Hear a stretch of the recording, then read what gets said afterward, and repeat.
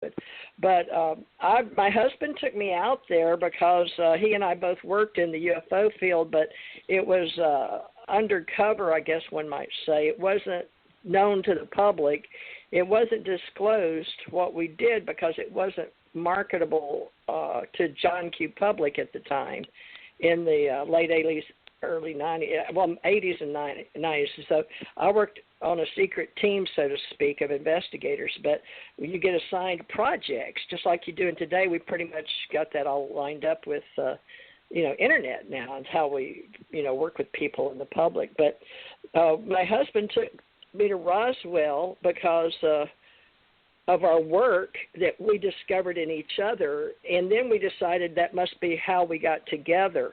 But as far as him passing December 2nd, 2015, it's still like he's with me today. I've not gotten married. I saw one man, never had relations or anything. He was just a friend I met at a conference with Janet in 2017 in Mobile. And he was with me a few months while my daughter was dying in Moffat. And I'd like to say that, to back up Karen's story, that there were people that were extraterrestrial, people like me, my daughter, because my daughter was passing too, not just my husband.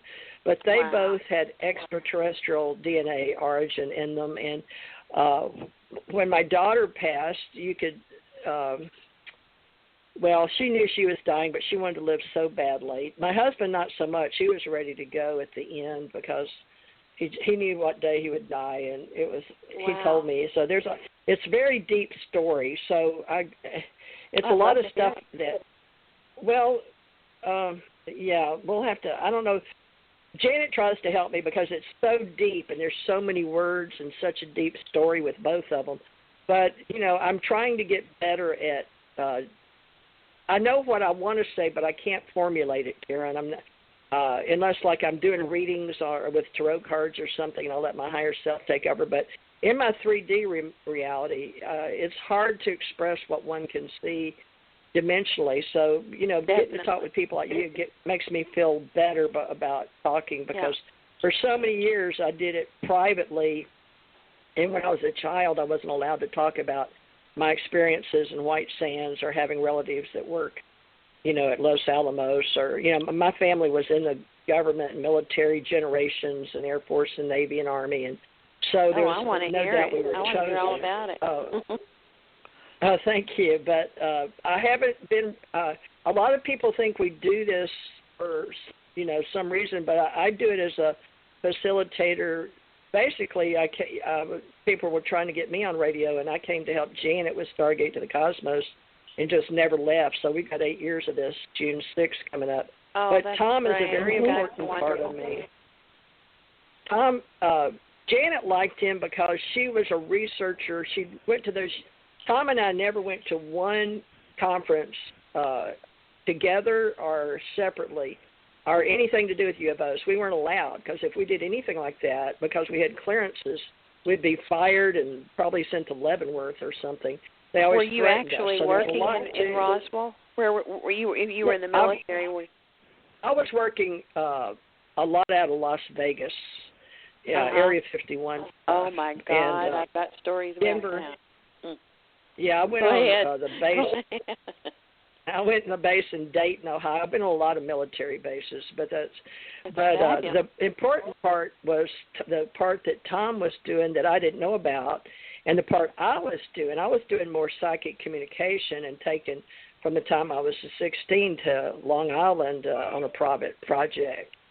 So, but Tom and I had to go to Brookhaven together. I remember that. It was real spooky. But we got sent to all the spooky places, why was the fuzzy. TJ, why was Brookhaven spooky?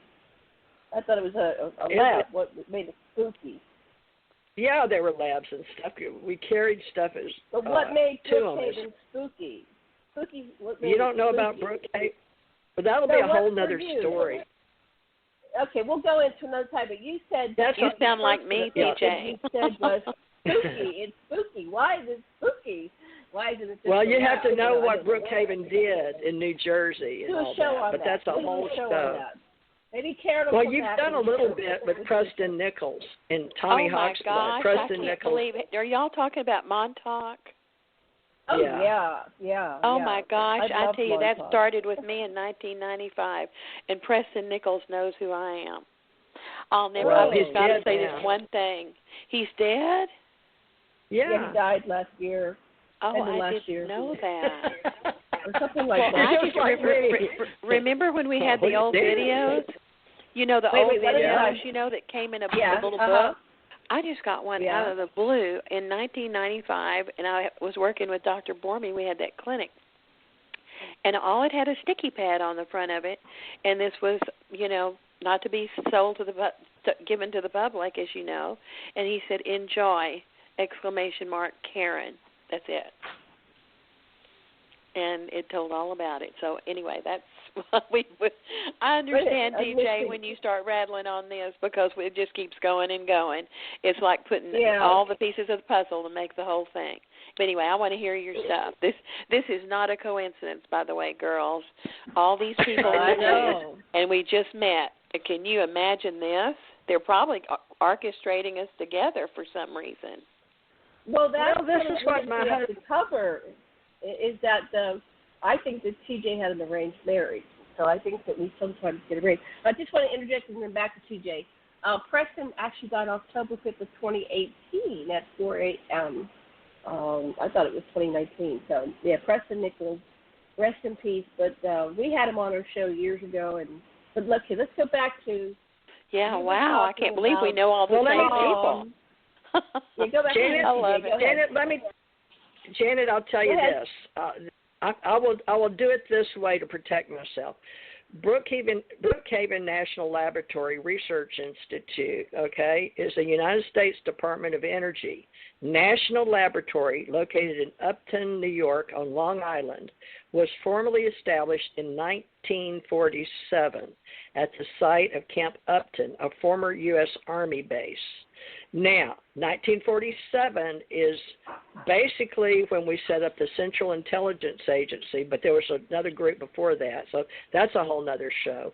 Plus, Roswell, Kenneth Arnold over in around Tacoma, Wisconsin, Washington, but where he saw the original Kenneth Arnold, and then it goes into the Roswell story. But all of this is all going to be full circle, but, they're covering history right now with some of the basic stuff. Some of it's sensationalized, but I've covered some stuff that I did with J. Allen Hynek. So he was with CUFOS, and I finally figured out the Air Force that my husband and I worked with, Aaron. He was Army, I was Navy, but I was in a special program, as was he. But I got to work Army, Navy, Air Force, Marine, and wear all the uniforms. But the times that we did the most as investigators, we were plainclothes, GS people.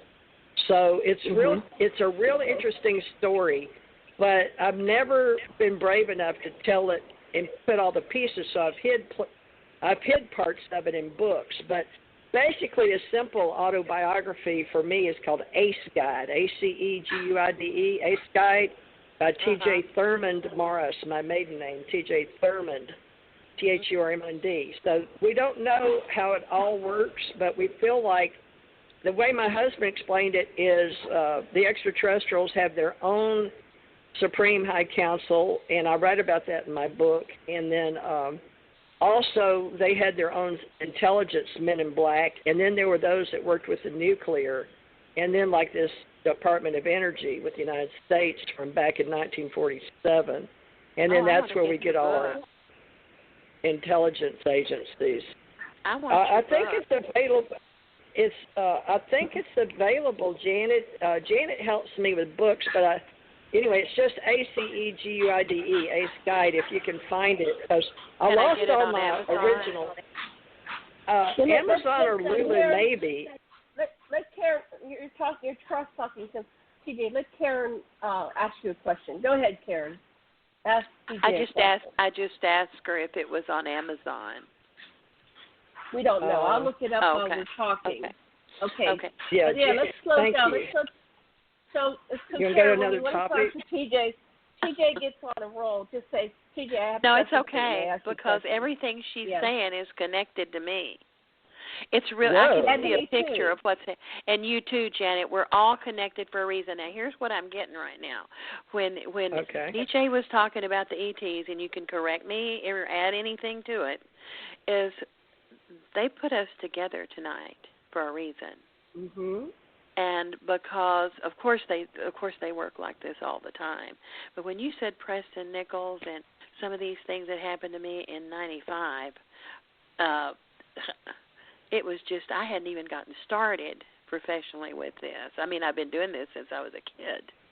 And then I tried to go see Billy Meyer when I lived in Europe, but never could get to Switzerland. So I never could really make it. So then whenever I got into this thing here with what you're saying with Preston Nichols, I don't know how he knew anything about me. I remember talking to a woman in Tucson, and I don't know how I got her name, but it was about this, and it was tied into Roswell and the Philadelphia experiment with, who was the guy? And I think he's passed too, the older man. Duncan, not Duncan, but the man who lived in Georgia. The other one. Right. Yeah.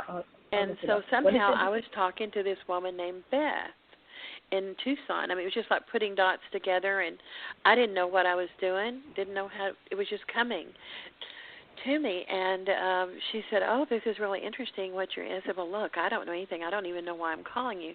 She said, well, my father used to be a scientist. He was one of the ones that came in when they brought Einstein in from Germany.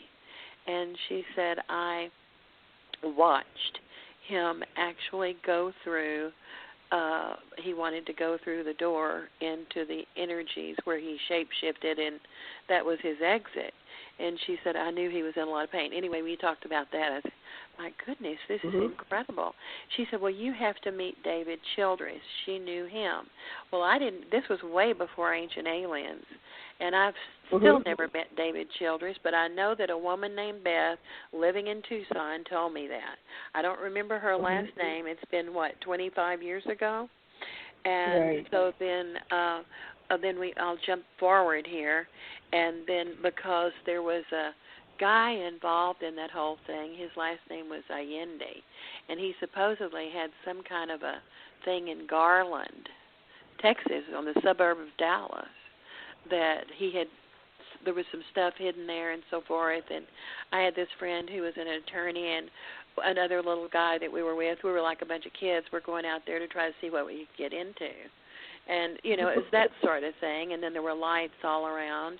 And so nothing was ever done of it. Nothing, nothing ever came of it. And we skipped over into this Roswell thing. And so when Robert and I went out to Roswell, he felt that he was drawn out there. Now, he worked when he graduated from A&M, this was in '67, and he worked before he went into Fort Hood. He went to the Army, but he didn't go to Vietnam. He worked at Bergstrom Air Force Base in Austin. It's an international airport now. And then he went to work for Ellington Air Force Base in Houston. And so that was the first 10 years of our life. And then we were separated for 22 years, and then we got back together in 2000 for another 20 years. So, but nevertheless, we went out it was after one of the symposiums that I did the presentation at Starworks USA, and we went to Vegas, and I said, look, we can't go home without going to Area 51. He said, do you know how long it is out there? He said, it's 3 hours from Las Vegas out there. I said, I don't care. I said, we have to go. And he said, okay. And so we started off about 2 o'clock. And by the time we got out there, it was getting dark. And there was nobody, out there on the hills, nobody. And, of course, the clouds, y'all have probably been there. So this clouds look like ships and this, that, and the other. So I'm going to make this real short. So we went into the little Alien to have a hamburger. Y'all know what that is, don't you? Right. Yeah, it was closed when we went there, but we did everything you said, all the bases. I've been to all three everything. of those bases. Everything Well, you said, I know all about it. Yeah, and they were open, and so